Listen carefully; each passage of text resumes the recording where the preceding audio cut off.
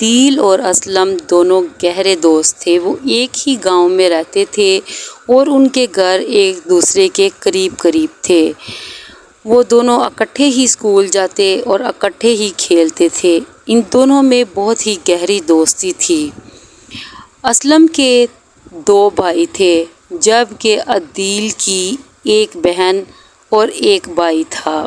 دونوں ہی تعلیم حاصل کر رہے تھے اور بہت ہی اچھی زندگی گزار رہے تھے اور دونوں کی دوستی دن بہ دن بڑھ رہی تھی۔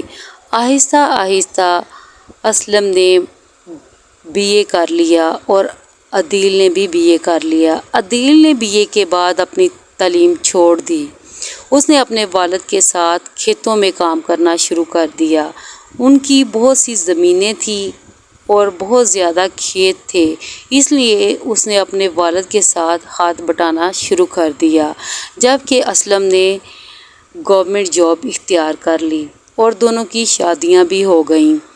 ایک دن عدیل کے والد صاحب جب صبح صبح کھیت میں گئے تو جا کر کیا دیکھتے ہیں کہ ان کے گندم کے کھیت کو کسی نے آگ لگا دی ہے اور سارا کھیت جل کر راکھ ہو چکا تھا۔ عدیل کے والد بہت زیادہ پریشان ہوئے اور انہوں نے لوگوں کو برا بھلا کہنا شروع کر دیا کہ ہمارے کھیت میں کس نے آگ لگائی ہے، اگر مجھے پتہ چلے تو میں اس کو نہیں چھوڑوں گا۔ اسی طرح کچھ تھوڑی بہت باتیں کی تو ایک آدمی کو اس کی باتیں بہت ہی ناگوار گزری اور اس نے اس کے ساتھ آ کر جھگڑنا شروع کر دیا۔ تو جھگڑا بہت زیادہ شدید ہو گیا تو عدیل کے بھائی نے اینٹ اٹھا کر اس کے سر میں مار دی اور وہ شخص وہیں پر دم توڑ گیا۔ تو پھر اسی وقت پولیس آئی اور عدیل کے بھائی کو گرفتار کر کے لے گئی۔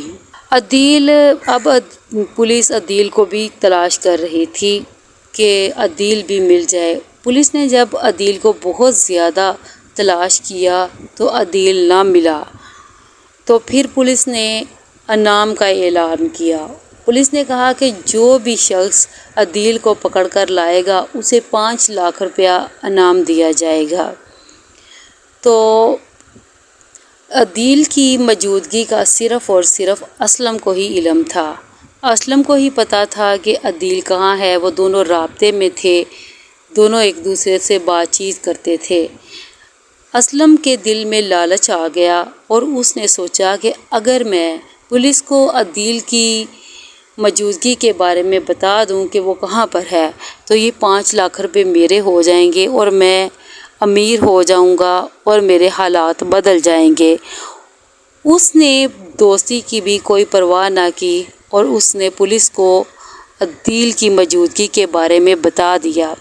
جب پولیس کو عدیل کی موجودگی کے بارے میں پتہ چلا تو انہوں نے عدیل کو گرفتار کیا اور اسلم کو 5 لاکھ روپے دے دیے۔